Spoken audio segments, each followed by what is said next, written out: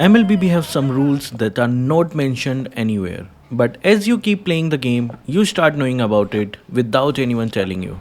So we will take a look at those in this video. Hi guys, Kazuki here, and in this video we will talk about 28 unspoken rules of MLBB that are followed by all, no matter what rank you play in. As you guys know, this video has redeem codes and I want to congratulate the winners of our previous video. Thank you for participating, and similarly this video will have hidden codes too. Find it from the video and redeem it at Kazukiofficialstore.com and your diamonds will be delivered instantly. We all know that when we go solo, slot 5 will have to be the one who will have to pick tank no matter what rank you are in. No matter what role you play in solo ranks, if you are unlucky to be on the 5th slot, you have to follow the law and pick a tank, or you would be the one everyone calls toxic. When your team has Fanny, we have to be a good guy and keep the blue buff for her so that she does not run out of energy. As a good citizen of the Land of Dawn, we have to understand that Fanny needs the blue buff to keep her energy cost low. And also to win the game, we have to let her perform the best she can. Next will be the unspoken rule of buff invasion. If there is a Tigreal or a Franco in opponent team, we can be absolutely sure about them coming to invade your buff or interrupt your farming.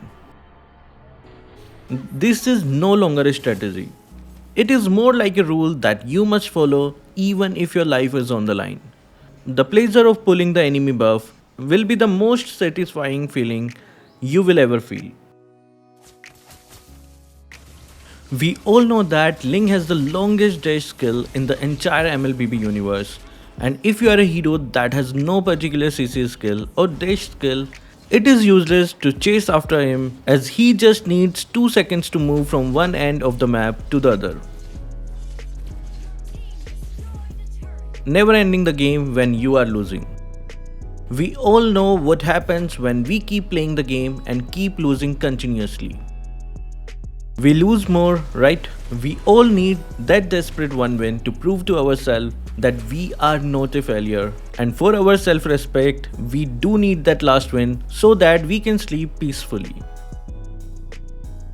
Spamming GG when your ally dies. I mean, this is kind of taunting your teammates, but it's kind of fun too. It also reminds your team that you were disappointed by your teammates' performance and indirectly makes them aware to play better. Sun always takes the load. If your team has Sun, and even if he is not your jungler, it is his duty to take the load. You will never find this rule written anywhere, but all pro Sun players know that they have to fulfill their destiny. One hero that is compulsory for going backdoor is Geelong. Yes, I don't mean only pushing the turrets. By backdoor, I mean getting their base turret with Geelong when enemies are having fun killing your teammates.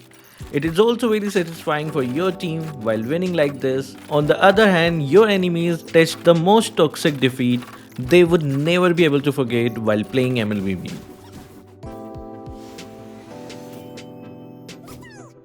A unique rule mostly found in epic ranks will be to pick audit when you have a Johnson in your team. It is so strict and mandatory for any of the mage players to pick audit that if you pick a different mage hero, you will be considered a noob that doesn't know the Johnson audit combo.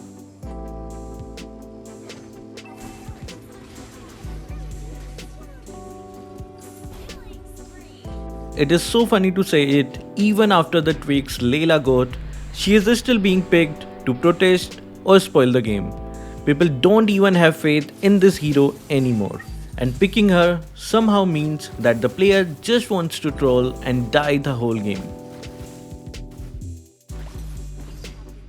There are some heroes like Chang'e and Hanzo who have this unspoken rule that needs them to steal the enemy buff. For Chang'e, you have to reach level 4 to get the buff with your ultimate. And Hanzo can do the same by just unlocking his first skill. Did you ever try it out with them? Do mention your story in the comment section. If you are hit by 1-1's ultimate and you are about to die, please for God's sake don't go near your squishy teammates. You can even try to outrun her range by moving in a different direction. Using projectile attacks while Lolita is using her second skill will be the one rule that know not to pull out. Do not dash near Phobius. This is some obvious rule that everyone knows, and we all know how far Phobius can jump using his ultimate. Always attack when glue is attached to your teammate's body. I mean, don't do it at all. Your teammate might personally want to beat the shit out of you. Please don't attack when glue is attached to your teammates because the damage get implied to your teammates too. There is an unspoken rule of blaming your team or your internet when you lose a game or the game. Of course, you can't play bad, it's always the team. Always. Every oldest player knows that they should never mark enemy Chow even when he is on low HP.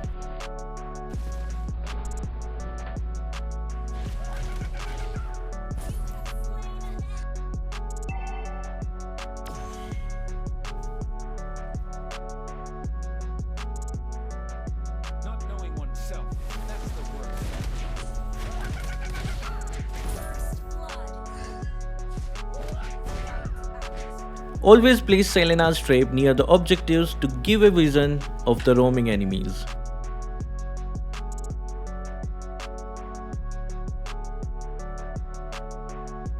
There is an unspoken rule of not using any heroes that have shield abilities like Harith, Kagura, Hanabi, Sylvana, etc.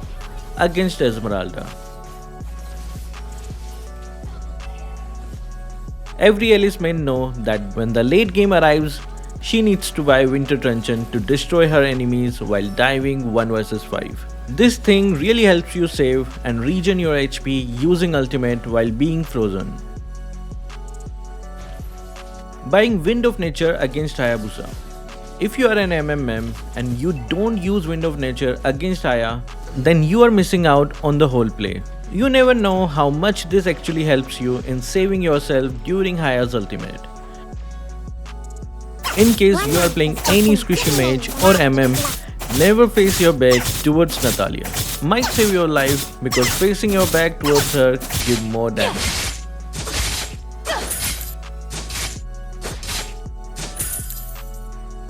Always take the true forbidden item when there is a Jawhead in your team because Jawhead cannot be trusted in any way.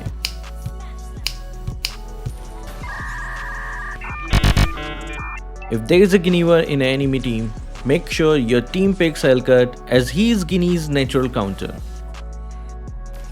If you want to outplay any basic attack oriented heroes, Masha will be the best against them.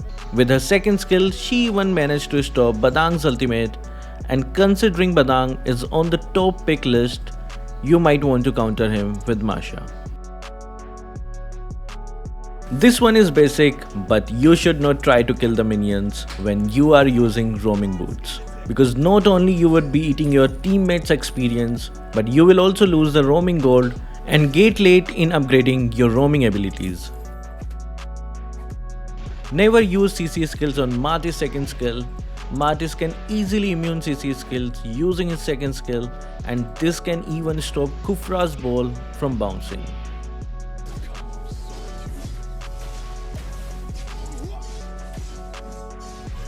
While playing well, always take knock-up second skill to be more effective on the enemy ganks. Especially because it can knock up multiple enemies at the same time.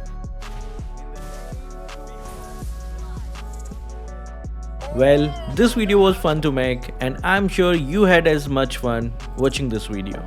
Make sure you like it.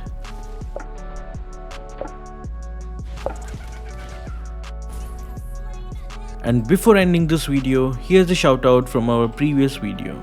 Vidya Anse, Longhe Jokio, Joseph Dewey, Nick Peter and Icon Gamer YT. So that was all for this video. Thank you guys for watching. Keep supporting Kazuki Official.